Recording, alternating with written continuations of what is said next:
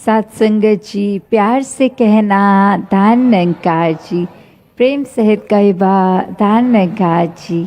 आज यहाँ सत्संग में जो भी महापुरुष इतनी देर से फरमा रहे थे, तो वो बात यही कि एक जीवन मिला है, इसका भरपूर लाभ ले लें।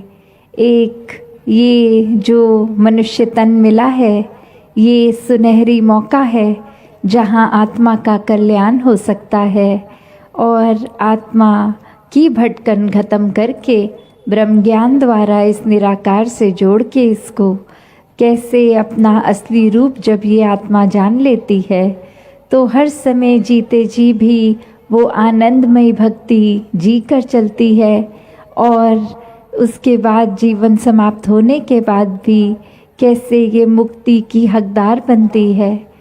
तो अपने जीवन में जहाँ संतों ने युगों युगों से और आज भी हमने जो श्रवण किया, यही समझाया कि मनुष्य एक वाक्य ही मनुष्य बनना है इस जीवन में। सिर्फ शरीर रूपी इंसान नहीं, कर्मों से, भावों से, मानवीय गुणों से इस परमात्मा के साथ एक होके मनुष्यता जो आएगी वही असली मनुष्यता है। उसी को अपने साथ मन में जब परमात्मा को इसको बसाते हैं, तो फिर एक जीवन बहुत ही सरल हो जाता है, बहुत ही सहज हो जाता है। हर समय इस परमात्मा के साथ जुड़कर मन स्थिर रहता है। परिस्थिति के अनुसार एक छोटा या बड़ा घटना जब कोई होता है जीवन में, तो उस अनुसार ही नहीं उदास होना या अधिक प्रसन्नता महसूस करना। पर ये बात वही कि सिर्फ ऊपरी ऊपरी इस तरह को नहीं, अंदर से हर समय के लिए संत प्रवृत्ति बनना। इसका मतलब ये नहीं कि सिर्फ ऊपरी शिक्षाइयों से अच्छाइयों को जीना है। एक वाक्य ही परमात्मा को अंग संग देखकर इसको हर समय अपने एहसास में बिठा के, मन में बिठाकर फिर हर समय की एक असली मनुष्य वाला जीवन जीना है। तो कैसे अपने जीवन को जब जीते हैं, तो ये एक जिज्ञासा मन में आनी कि ये परमात्मा है कहाँ। कोई ना कोई, हर कोई उसको अपने हिसाब से बता देता है। कोई कहता है ऊपर आसमान में परमात्मा है, कोई कहता है कि एक ही जगह पर वो है, कोई कुछ बताता है, कोई कुछ। तो बात वही जो अक्सर एक कहा जाता है कि वस्तु कहीं ढूंढत कहीं। तो ये बात कि एक कोई चीज़, जैसे एक कहानी का सहारा लेके दासी ये बात बोले कि एक बुज़ुर्ग महिला अपने घर के बाहर बहुत देर से कुछ ढूंढ रही और कोई आकर उसको कहते हैं, अम्मा क्या ढूंढ रही हो। वो कहती है आगे से, मेरी एक सुई गुम गई है। तो वो बारीक सुई और वो स्थान इतना बड़ा, और वो व्यक्ति भी उस बुज़ुर्ग महिला की मदद करने में लग जाते हैं।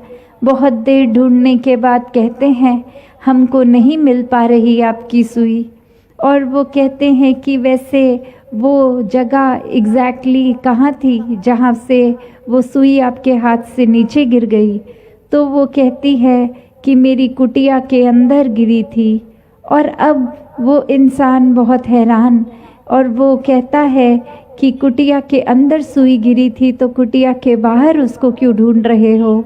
तो वो उत्तर देती कि मेरी कुटिया में बहुत अंधेरा है, अगर मैं अंधेरे में एक ज़मीन पे अपना हाथ हिलाऊंगी तो सुई जहाँ होगी मुझे चुभ जाएगी, मुझे खून आ जाएगा, मुझे दर्द होगी।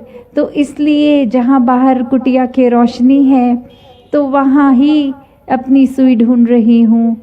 तो ये व्यक्ति जब ये बात सुनता है, तो जहाँ उसको हंसी भी आती है कि कहाँ पे वो सुई गिरी है और ये कहाँ ढूंढ रहे हैं, उसी के साथ साथ ये एहसास कि एक जीवन में कोई भी चीज़ जैसे जहाँ है उसको वहाँ नहीं ढूंढा जा रहा, कहीं और ढूंढा जा रहा है।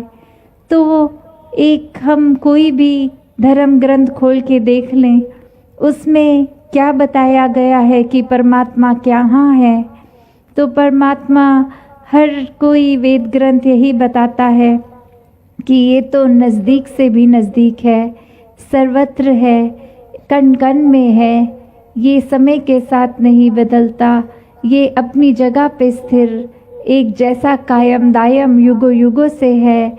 सृष्टि एक ब्रह्मांड के जब रचना नहीं थी तब भी ये था, और सब जब माया रूप खत्म हो जाएगा संसार का तो भी इसी ने रहना है।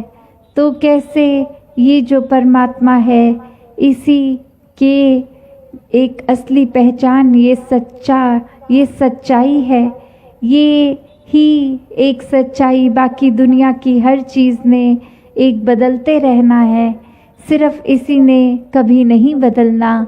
तो ऐसे परमात्मा की परिभाषा हर एक धर्म ग्रंथ समझाता है, और वही कि अब इंसानों में ये भरम भुलेखे कोई अपने मुताबिक परमात्मा को कहाँ बता रहा है और कोई कहाँ, तो जो चीज़ जहाँ है उसको वहीं ढूंढें, वरना कोई लाभ नहीं होगा अगर कहीं और ढूंढने लग पड़ें।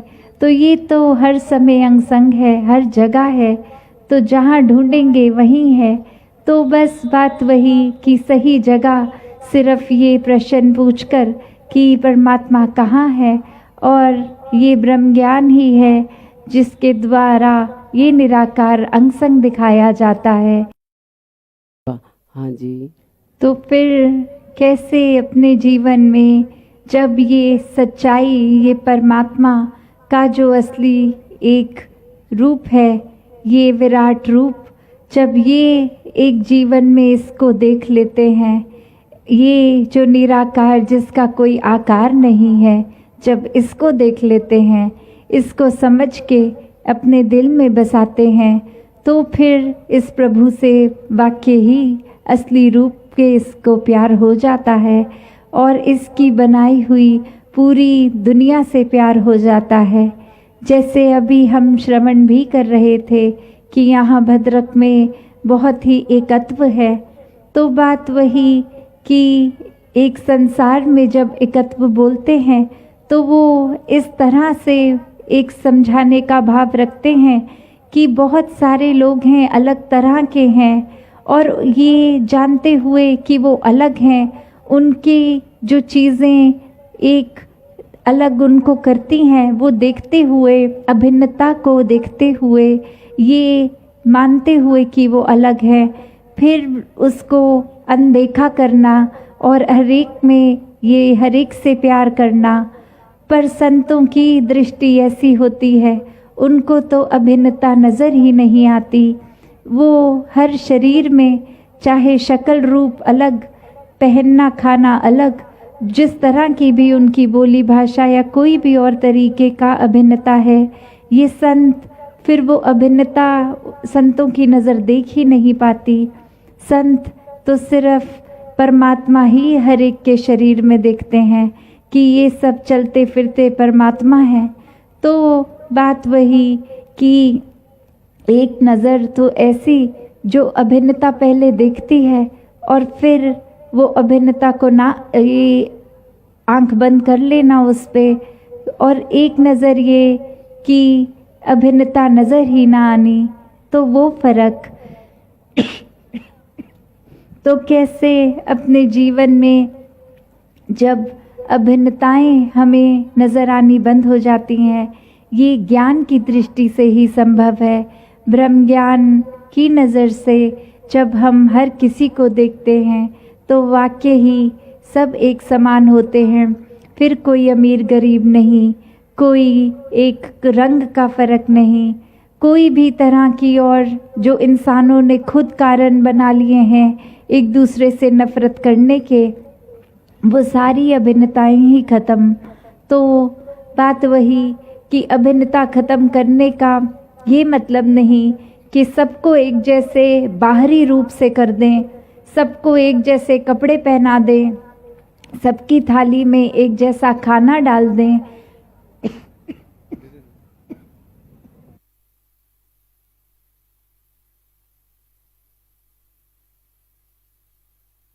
तो ये अभिन्नता उस तरह नहीं कि ये एकता होने के लिए एक जैसा रूप करना, कोई यूनिफॉर्म की तरह हर जन को नहीं एक जैसा, एक रेप्लिका एक दूसरे का बनाना, एक फोटोकॉपी की तरह नहीं, पर हर एक को जो करना है, जिस